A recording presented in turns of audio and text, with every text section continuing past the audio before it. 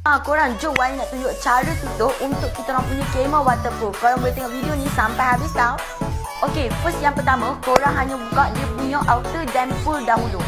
Okey, korang buka dahulu full dekat bahagian living room ni dahulu.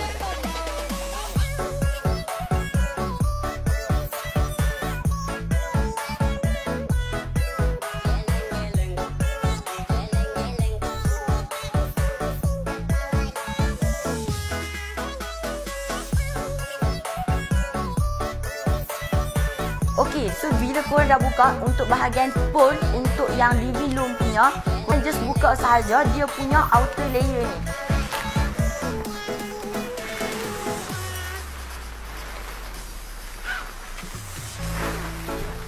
Kemudian korang just lipat sahaja dia punya outer layer kecil-kecil.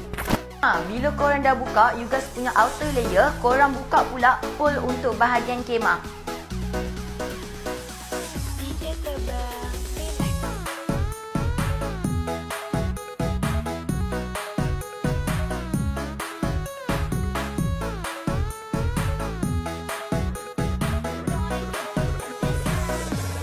So dia siap buka untuk kita orang punya full untuk bahagian kemah. So korang ulang saja step yang sama.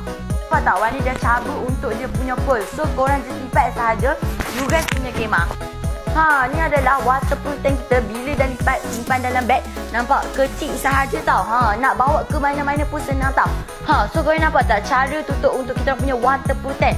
So yang mana yang tak tahu cara nak tutup, korang boleh tengok video yang tunjuk tadi tu sampai habis tau. So kalau mau berminat juga untuk kita orang punya kemah waterproof, korang boleh gerak sekarang dekat beg kuning. Dan jangan lupa korang boleh tekan button follow tau. Bye.